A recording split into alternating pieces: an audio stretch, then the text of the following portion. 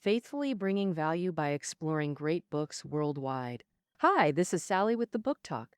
Today, we'll delve into the book, The China Study, subtitled The China Health Survey Report.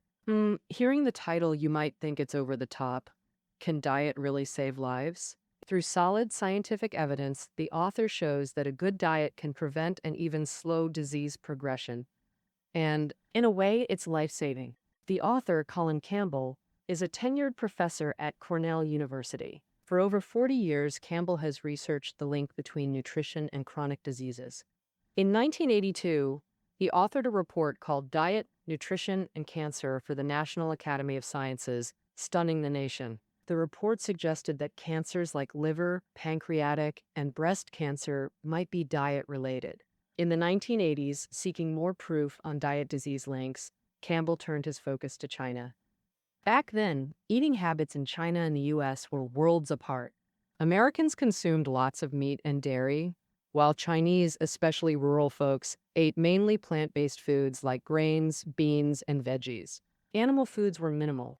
Driven by Campbell, Cornell University partnered with Oxford University, China CDC, and others to conduct 3 large studies across China on diet, lifestyle, and disease death rates. The China Health Survey, unprecedented in scale and hailed by the New York Times as the peak of epidemiology. In the China study, the author combines key findings from this research, offering fresh insights on diet and chronic illnesses. Building on this, he outlines an ideal eating plan to keep you healthy and disease-free. When it launched, it caused a sensation in the US, topping Amazon health books for 138 weeks straight and selling strong for 8 years. Next, we'll break down the book's main ideas in 2 parts. First, what is a life-saving diet? Second, what insights does the author's research offer people? Let's start with the content of the first part. What is a life-saving diet? Campbell's research concludes that if you eat a lot of animal foods like meat, eggs, and dairy, you're more likely to develop chronic diseases like cancer. Whereas if you eat more natural plant-based foods, you can prevent or delay the onset of diseases. So, a life-saving diet, simply put, means eating less meat and more vegetables. Actually, many people might already understand this principle. In recent years, people have been paying more attention to health maintenance, but directly linking animal foods like meat, eggs, and dairy to diseases like cancer is a bit hard to accept. For example, people usually think milk is great, a high-quality protein, and some even say a glass of milk strengthens a nation. But Campbell found in an experiment that even milk isn't beneficial in excess. Drinking too much might actually cause cancer. Hearing this, are you a bit surprised? Don't worry, I'll first introduce you to this important experiment. This experiment monitored the relationship between liver cancer and protein intake. Researchers injected 2 groups of lab rats with the same dose of aflatoxin, a super strong carcinogen.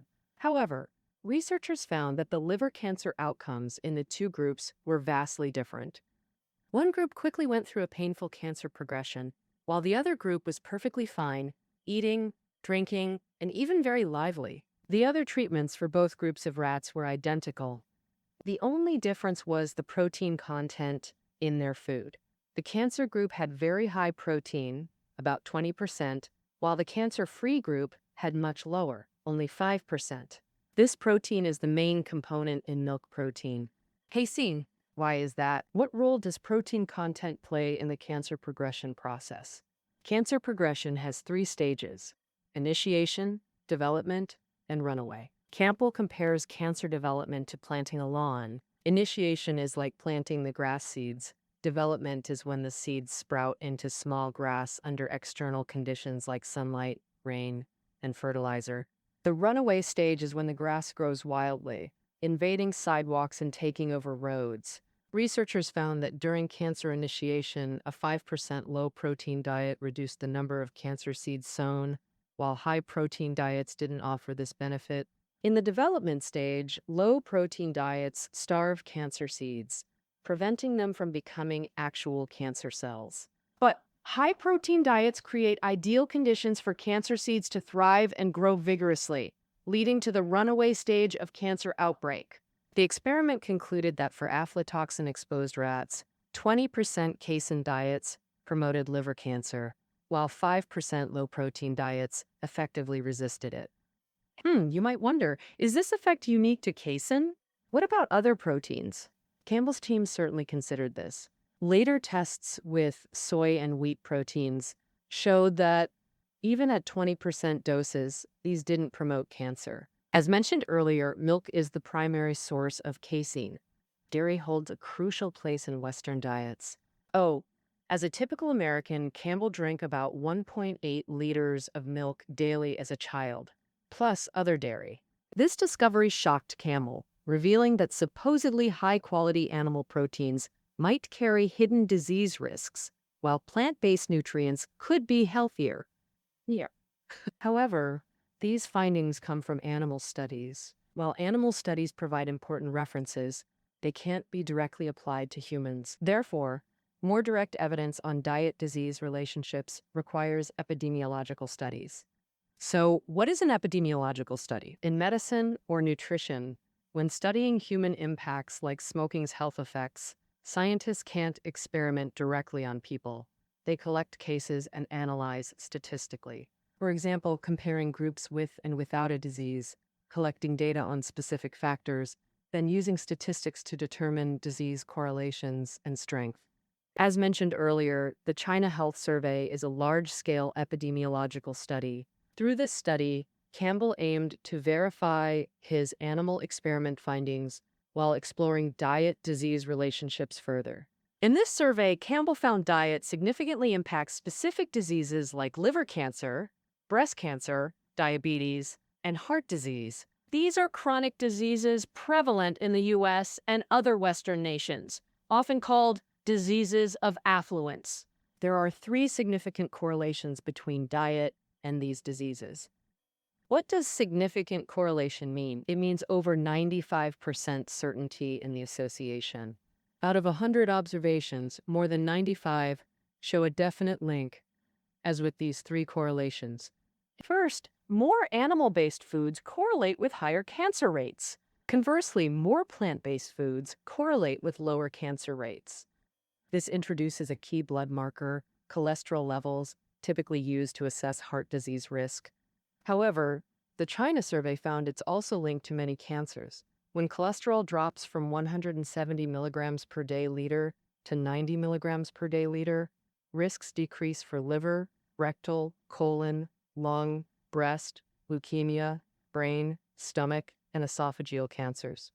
When people eat more animal foods, meat, dairy, eggs, fish, blood cholesterol rises. But when eating more plant-based foods, beans, grains, carrots, potatoes, fruits, cholesterol levels drop. Second, more animal foods correlate with higher breast cancer rates. Less means lower risk. Here, another key component is fat. In 1980s rural China, nearly all dietary fat came from animal foods. Back then, vegetable oil was scarce and pricey.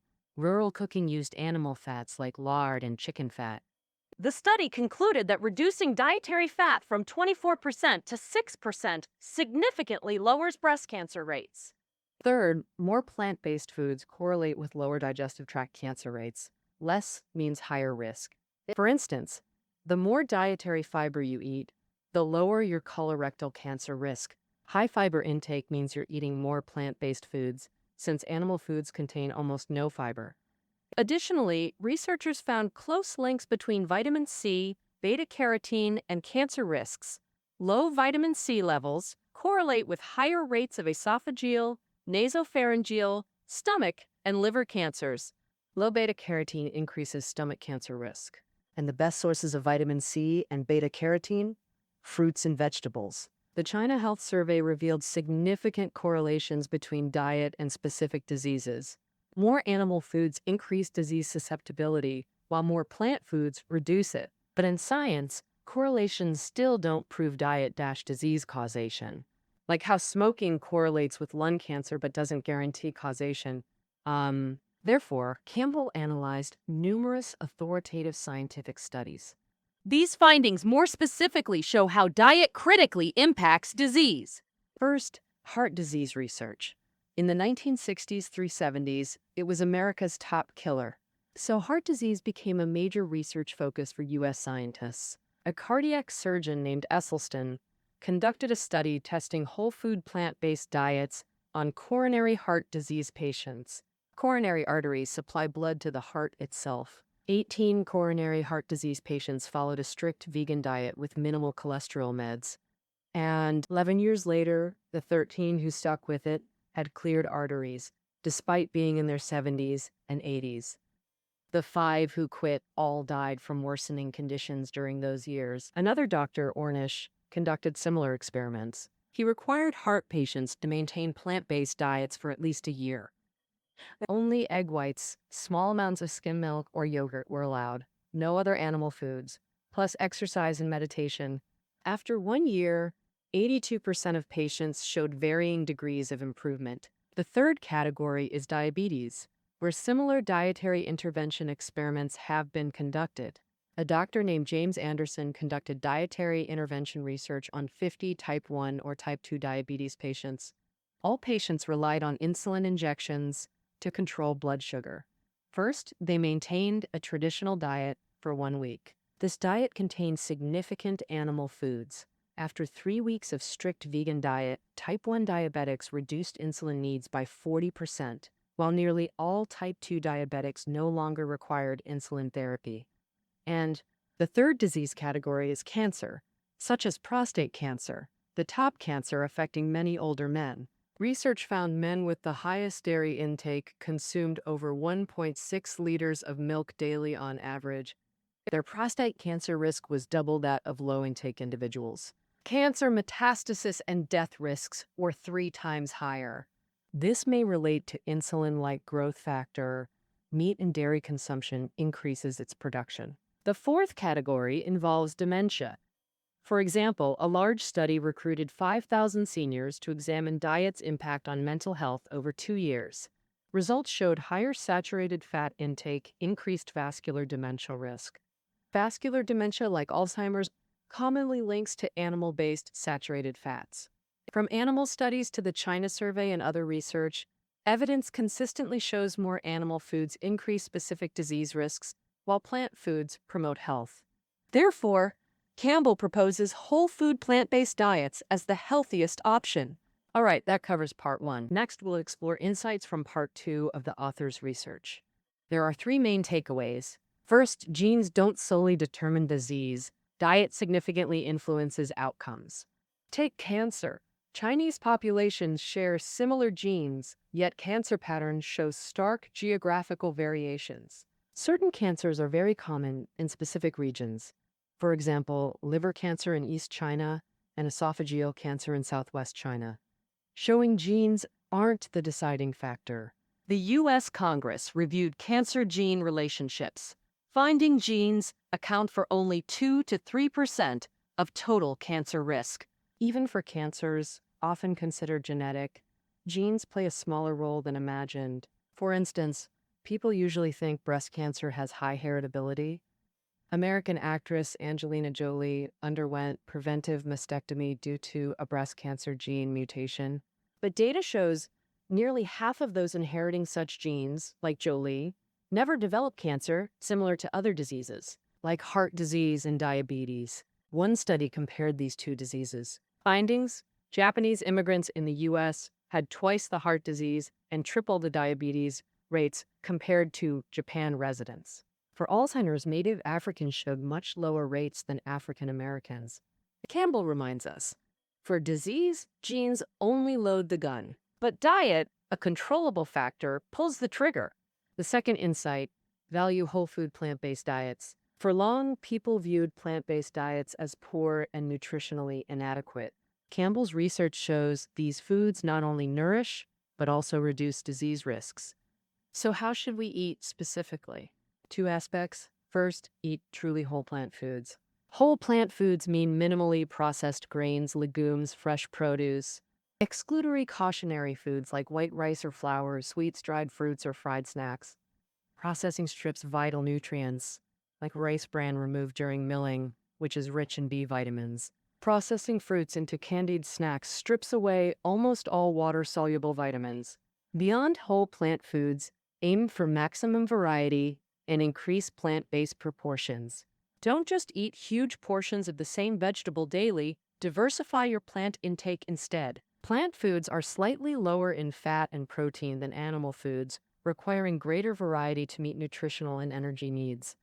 You might wonder, if plant-based nutrition is healthier, can supplements replace it? Like taking multivitamins, minerals, fiber supplements, or even plant protein powders. Such products abound on the market, mainly for convenience. The answer, not recommended. Campbell explains that nutrition results from complex biological processes in whole foods, something supplements can't replicate. Research even shows supplements may cause harm. For example, a large study on beta-carotene and lung cancer found that after 4 to 8 years of supplements, lung cancer rates increased rather than decreased.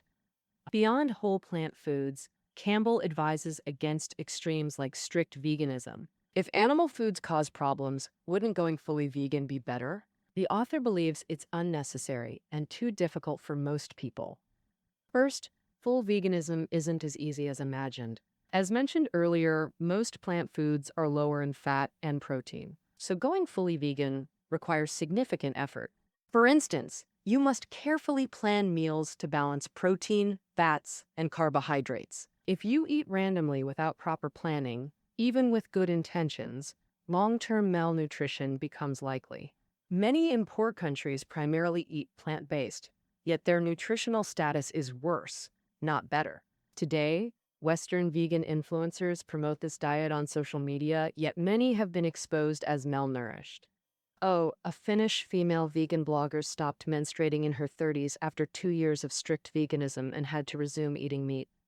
Moreover, many whole plant foods like coarse grains have textures that aren't very pleasant or even hard to digest, making full veganism challenging. Second, for most Chinese people, strict veganism might be unnecessary. On one hand, Chinese animal food intake is relatively low, and people still rely on it to build physical strength. For children and teens, animal foods support growth more efficiently, so strict veganism isn't essential. The other extreme is treating plant-based diets as medicine. As mentioned earlier, many studies show whole plant foods can prevent or even reverse disease progression. But this doesn't mean once diagnosed, you can skip doctors or medication and expect recovery just by eating plants daily. Partly because nutrition works slowly and gently.